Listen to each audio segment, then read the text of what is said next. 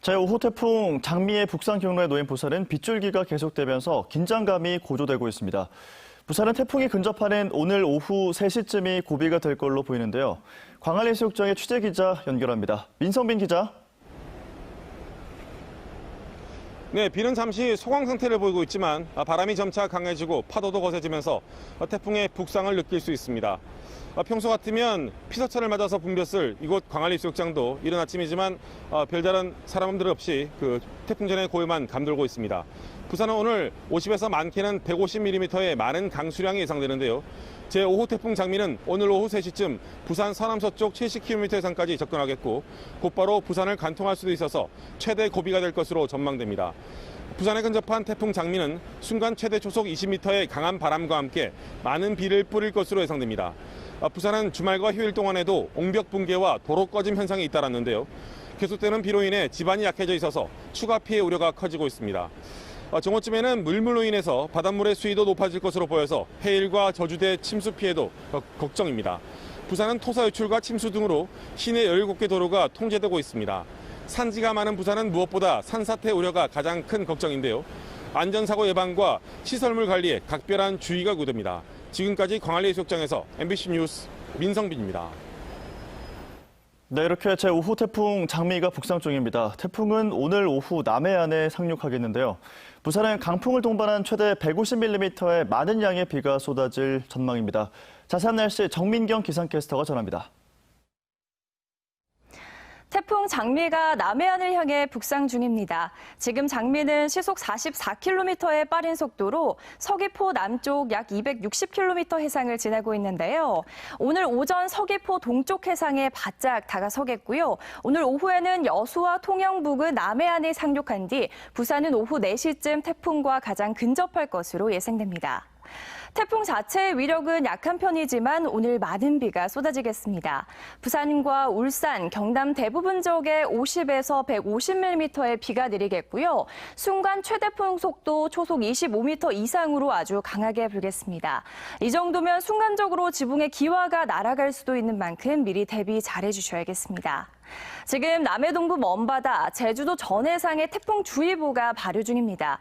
특히 태풍이 직접적으로 영향을 주는 시기와 만조 시각이 겹쳐서 해안가 저지대에서는 침수 가능성이 있습니다. 해안가에 계신 분들은 안전사고에 각별히 유의하셔야겠고요. 태풍특보는 점차 육상으로도 확대되겠습니다. 경남 남해안은 오늘 아침, 부산은 오늘 오전 중에 태풍특보가 내려질 것으로 예상됩니다. 레이더 영상 보시면 중북부 지역은 장마전선의 영향으로 약하게 비가 내리고 있고요. 남해안 곳곳으로는 태풍의 앞자락에서 만들어진 비구름이 유입되고 있습니다. 점차 태풍과 가까워지면서 빗줄기가 굵어지겠습니다. 이어서 자세한 지역별 기온 살펴보시면 오늘 아침 기온은 대부분 지역이 25도 안팎을 보이고 있습니다. 한낮 기온은 부산 28도, 양산과 울산이 29도로 어제보다 조금 낮겠습니다. 오늘 밤까지 비바람이 몰아치겠고요. 내일과 모레 부산은 대체로 흐린 가운데 낮 기온이 30도까지 올라 후텁지근하겠습니다. 날씨였습니다. 이번엔 부산경찰청 교통정보센터 연결해서 이 시각 현재 시내 주요 도로 교통 상황 알아보겠습니다. 교통정보센터 김혜지 리포터 전화 연결해보겠습니다. 김혜지 리포터. 이 시각 어제 내린 많은 비로 인해 부분적으로 통제되는 구간들이 있는데요. 먼저 수영 강변대로입니다. 수영강 쪽으로는 물이 많이 빠진 상태고요. 반요 고가교회에서 석대교차로 방향으로 정체 보이고 있습니다. 다음으로 상습 통제 구간인 연안교 부근 반송로 모습인데요. 현재는 연안교 하부도로 통제 해제되면서 정상적으로 이동 가능하고요. 과정교차로에서 안락교차로 구간 양방향으로 소통에 어려움 없겠습니다. 이어서 낙동남로 상황입니다. 현재 보시면 낙동강 수위가 꽤 높은 상태 살펴지고 있고요. 하구뚝 교차로에서 의숙도 구간 양방향으로 교통량 꾸준합니다. 그리고 강서경찰서에서 성산3거리 방향으로는 지체 감안하셔야겠습니다. 끝으로 강변대로입니다. 강변대로 일대로 통제 구간들이 있는데요. 강변대로에서 국공장 입구 방향과 야생화단지 쪽으로 통제되고 있다는 점 참고하셔야겠고요. 삼락에서 엄궁 방향으로는 정체 살펴집니다. 지금까지 교통정보센터에서 김유자였습니다. 그동안 시정에 대한 견제가 미흡했다는 지적을 받아왔던 부산시 의회가 후반기 들어서도 수해 복구 등 현안 대응에 난맥상을 드러내고 있습니다. 여야 협치도 파열음을 내면서 의장단의 지도력에 의문이 제기되고 있습니다. 이만은 기자의 보도입니다. 3명의 사망자를 낸 집중호우 이후 2주 동안 부산시의회는 수해 복구와 지원에 관련한 보도자료나 성명을 한 건도 내지 않았습니다. 경찰 수사까지 시작된 지하차도 참사의 진상규명 역시 침묵으로 일관하고 있습니다. 민주당이 장악한 부산시의회는 같은 당 소속 오거돈 전 시장의 성추행 파문 때에도 입장 표명을 꺼렸고 이 때문에 제19 감싸기라는 비난을 받았습니다. 후반기 들어 새로 원구성을 마쳤지만 시정 감시에 미흡한 모습은 여전합니다. 결과적으로 가장 중요한 게 시민의 목소리를 시 정책에 제대로 반영할 수 있도록 하는 것이 가장 핵심인데 그런 부분에서 전혀 눈에 띄고 있지 않다라고 하는 것 자체가 굉장히 실망스러운 모습이라고 봐줄 수 있습니다. 여기에다 최근에는 총리실 김해 신공항 검증 발표를 앞두고 신공항 예정지 시차를 여야가 따로 추진하면서 부산시 신공항 담당 부서가 가장 바쁜 시기에 행정력 낭비 논란을 자초하기도 했습니다. 현안 대응과 여야 협치를 주도해야 할 의장단이 지도력을 제대로 발휘하지 못하고 있기 때문이라는 지적입니다. 지도부 구성 과정에서 좀 더 전체적으로 지도력을 발휘할 수 있는 그런 지도부 구성에 저는 좀 실패한 그 결과가 좀 반영된 경우가 아닐까 생각을 하고 있고요. 비판의 목소리가 커지자 부산시의회는 재난 발생 18일 만인 8월 10일 해당 상임위가 피해 학교를 방문할 계획이라는 일정을 뒤늦게 발표하고 신공항 시찰도 여야가 함께하겠다고 밝혔습니다. MBC 뉴스 이만흥입니다. 다음은 오늘 아침 신문 살펴보겠습니다. 먼저 국제신문부터 만나보시죠. 지난 8일 경남 지역에 쏟아진 450mm 집중호우에 하동군 화계장터가 32년 만에 침수됐다는 내용 일면 머릿기사로 전하고 있습니다. 섬진강 화계천이 범람하면서 상가 390 피해를 입고 쓰레기가 나뒹구는 등 화계장터가 폭격을 맞은 듯 처참한 모습이었는데요. 자원봉사자 등 1,200여 명이 복구 작업을 벌이고 있는 가운데 경남도는 하동을 특별 재난 지역으로 선포할 것을 건의할 예정이라고 전했습니다. 다음 기사 만나보겠습니다. 교비 횡령 등 비리 적발과 심각한 재정난을 겪은 동부산대학교가 강제 폐교된다는 기사입니다. 교육부는 동부산대가 재정난을 극복하지 못해 정상적인 학사 운영을 기대하기 어렵다며 31일자로 폐쇄 명령을 내렸다고 밝혔습니다. 동부산대 재적생 761명은 인근 대학의 유사학과라 동일 학년으로 특별 편입학된다고 전했습니다.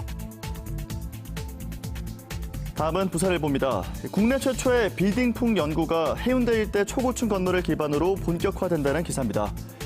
부산대학교에서 열린 전국 첫 빌딩풍 관련 포럼에서 빌딩풍으로 1차 건물 외벽 파손이 발생하고 2차로 비산 피해가 뒤따른다는 한 교수의 설명을 전했는데요.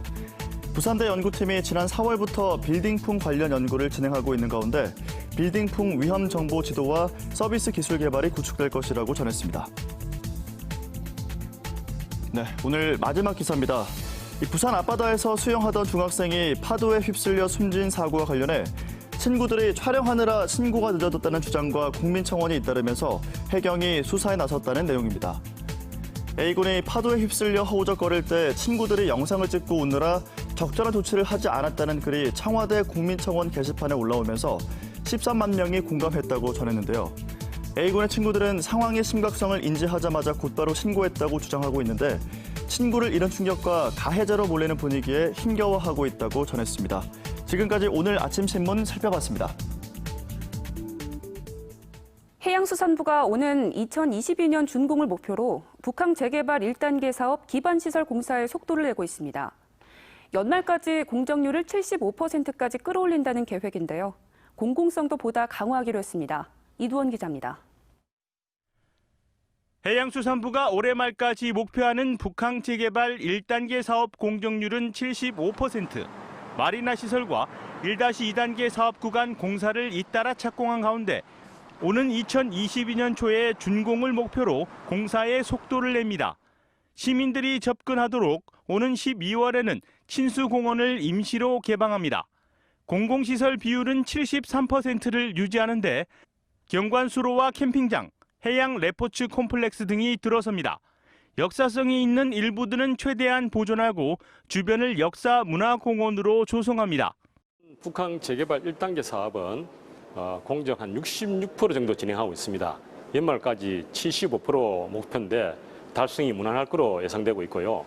22년 초에 준공하기 위해서 지금 공공성을 확보하는 데 최선을 다해서 논란이 된 생활형 숙박시설과 관련해 해수부는 부산시에서 구성 중인 민원해소협의체에 참여해 시민단체와 동구청의 의견을 반영하고 협의하겠다고 밝혔습니다.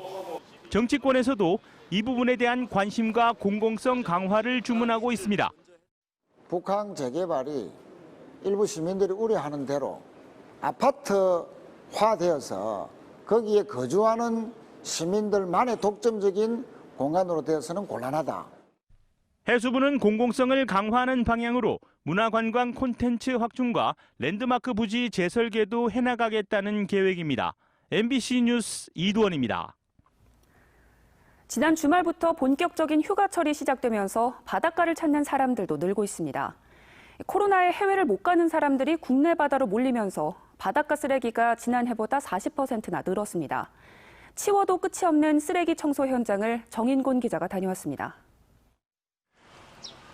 해변에 텐트들이 줄지어 설치돼 있습니다. 올해는 코로나에 해외로 나가지 못하는 피서객까지 몰리면서 해변은 빈자리가 없을 정도입니다. 피서객들이 몰리면서 쓰레기도 덩달아 늘었습니다. 대로변부터 잘 보이지 않는 구석까지 술병과 음식물 쓰레기가 해변 곳곳에 널브러져 있습니다. 피서객들이 버리고 간 쓰레기입니다. 근처에 가자 악취가 진동을 하는데요. 이쪽을 보시면 이렇게 각종 술병과 그리고 음식을 먹을 때 사용한 일회용품들이 뒤섞여 있습니다. 매년 여름이면 반복되는 쓰레기와의 전쟁. 울산 북부해변에서 나오는 쓰레기는 지난해 하루 5톤 정도였는데 올해는 7톤으로 늘었습니다. 100리터 마대로 600개가 넘는 양입니다. 피서객들이 와가지고 그냥 정량제 봉투도 아니고 가지고 와가지고 막 그냥 던져버리고 가고 이러거든요. 끝이 없으니까 일이 끝이 없어요. 너무 많아서. 가져가는 사람보다 아무 곳에나 버리는 사람이 더 많다 보니 쓰레기는 좀처럼 줄지 않습니다. 많은 피서객들로 인해 무단 투기된 쓰레기들로 몸살을 앓고 있는 그런 실정입니다. 강동을 다녀가실 때 쓰레기는 꼭 되가져가는 성숙한 시민의식을 부탁드립니다. 나 하나쯤이야가 아닌 나부터 먼저라는 시민의식이 여름철 더 깨끗한 해변을 만들어 나가는 해결책입니다. MBC 뉴스 정인곤입니다. 장마가 끝나자마자 무더위가 시작됐죠. 본격적인 피서철을 맞으면서 해수욕장에도 많은 인파가 몰리고 있습니다. 해수욕장 안전을 책임지는 119 수상구조대, 올해는 코로나 탓에 더 바빠졌다고 하는데요. 밤낮 없이 해운대 해수욕장을 뛰어다니는 수상구조대원 윤중원 반장을 현지호 기자가 만났습니다. 부산은 무더위와 함께 본격적인 피서철을 맞았습니다. 해운대 해수욕장은 매일 평균 160만 명 넘는 방문객이 찾으며 발 디딜 곳이 없습니다. 제트스키에 올라 바다를 누비며 피서객 안전관리에 여념이 없는 119 수상구조대원 윤중원 반장. 올해는 코로나19 사태까지 겹치면서 예년보다 2배는 더 바빠졌습니다. 1일 2회 정도 저희는 계속 소독하고 방역하고 그런 식으로 하고 있습니다. 외부 활동이나 실내에서도 최대한 마스크 착용하려고 하고 있고 거리 두기도 2m 이상 거리 두기도 최대한 하려고 노력하고 있습니다. 수많은 사람들이 모이는 만큼 혹시 모를 코로나 감염은 큰 걱정거리입니다. 익수자 등 낯선 사람과 부딪히는 구조활동의 특성상 구조대원은 감염 예방에 더 신경 쓸 수밖에 없습니다. 보통은 물놀이를 하고 다쳐서 오시는 분들 많아서 마스크 착용 잘 안 하셔서 그건 살짝 조금 그렇긴 한데 저희가 여분의 마스크가 있어서 씌워드리거나 저희도 꼭 쓰고 구조 활동을 하고 그런 식으로 저는 했었습니다. 구조 활동 중에도 반드시 써야만 하는 마스크. 덥고 불편하지만 피서객 안전을 위해서라면 견딜 수 있다는 게 윤 반장의 생각입니다.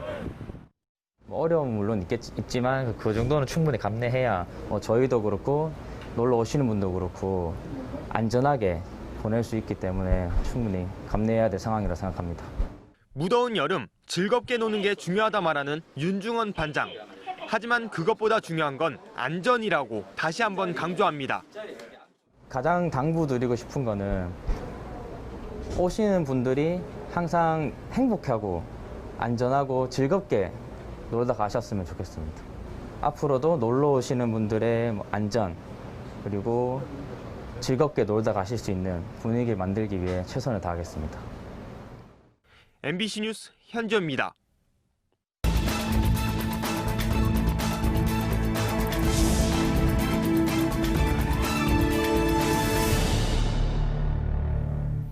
평소 연인이 신체 부위 촬영에 동의했더라도 나체로 잠든 모습을 몰래 찍었다면 성범죄라는 대법원의 판단이 나왔습니다. 대법원 2부는 성폭력 범죄 처벌 등에 관한 특례법 위반 등의 혐의로 기소된 A씨의 상고심에서 무죄로 판결한 원심을 깨고 사건을 부산지법으로 돌려보냈습니다. A씨는 지난 2018년 8월 여자친구를 때린 뒤 방에 가두고 나체로 잠든 여자친구의 몸을 수차례 촬영한 혐의를 받고 있습니다. 1심과 2심은 A씨의 상해와 감금 혐의를 유죄로 보고 벌금 300만 원을 선고했지만 불법 촬영에 대해선 평소 여자친구가 신체 촬영에 동의했다는 점에 주목해 무죄를 선고했습니다. 하지만 대법원 재판부는 여자친구가 나체로 잠든 사진까지 동의했다고 볼 수 없고 단순 호기심에 촬영했다 하더라도 성범죄라고 밝혔습니다.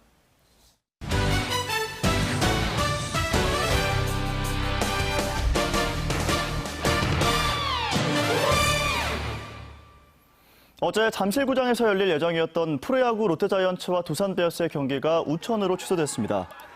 어제 오전부터 집중호우로 잠실구장에 많은 양의 비가 내린 데다 오늘까지 비 예보가 내려져 있어 경기 시작 2시간 전에 취소 결정이 내려졌습니다. 양팀은 그제도 경기 도중 폭우가 쏟아져 1대1로 맞선 채 6회 초 경기가 종료됐고 강우콜드 무승부가 선언됐습니다. 이에 따라 롯데와 부산은 오늘 오후 6시 반부터 잠실구장에서 3연전 시리즈를 마무리할 예정입니다.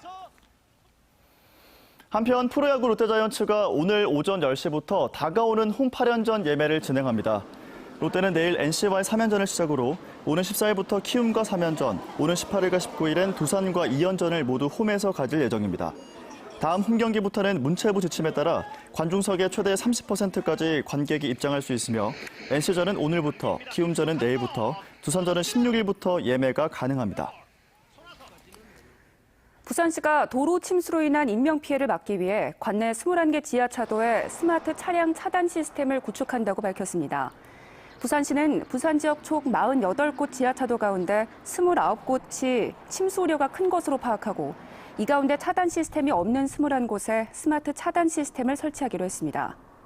스마트 차량 차단 시스템은 지하차도 내 물이 차는 정도에 따라 단계별 통제 조치가 자동 진행되며 진입 차단기도 원격으로 작동됩니다.